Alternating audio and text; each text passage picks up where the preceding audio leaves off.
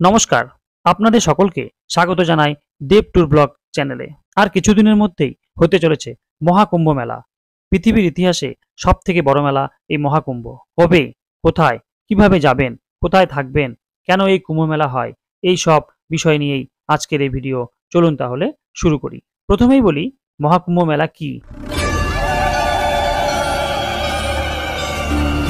মহাকুম্ভ মেলা হলো হিন্দু ধর্মের অন্যতম বৃহত্তম মেলা ও পবিত্র সমাবেশ, যা প্রতি ১২ বছরে একবার উদযাপন করা হয়।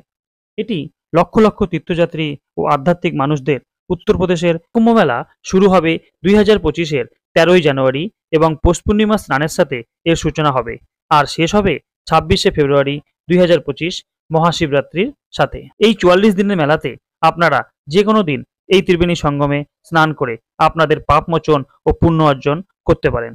এছাড়াও কিছু কিছু শাহী স্নান রয়েছে।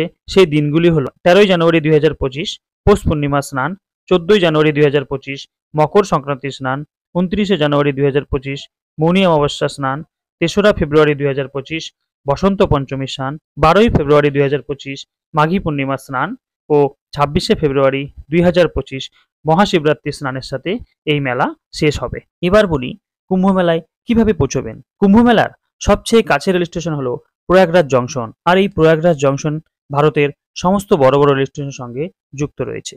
এছাড়াও সড়ক পথে আপনারা ভারতবর্ষের যে কোনো জায়গা থেকে পৌঁছতে পারেন প্রয়াগরাজ। আর যারা বাই এয়ার আসতে চান, কুম্ভ মেলার সব থেকে কাছের এয়ারপোর্ট হলো এলাহাবাদ ডোমেস্টিক এয়ারপোর্ট। এবার বলি কোথায় থাকবেন ও কি খাবেন।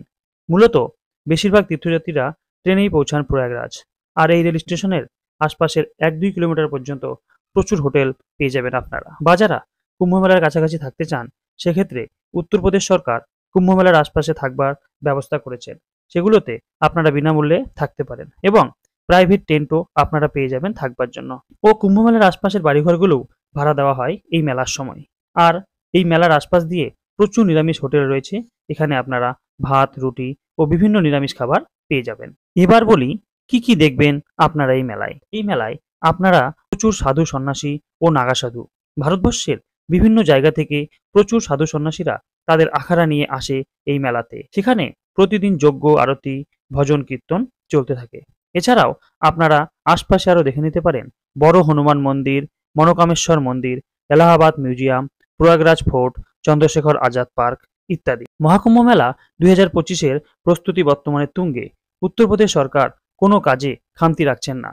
মনে করা হচ্ছে এবছর মেলাতে ৪৫ কোটিরও তীর্থযাত্রীর আগমন হবে। সবশেষে একটি কথা বলবো, হিন্দু আধ্যাত্মিকতার এই চিরকালীন উদযাপনে আপনিও অংশগ্রহণ করুন। নমস্কার।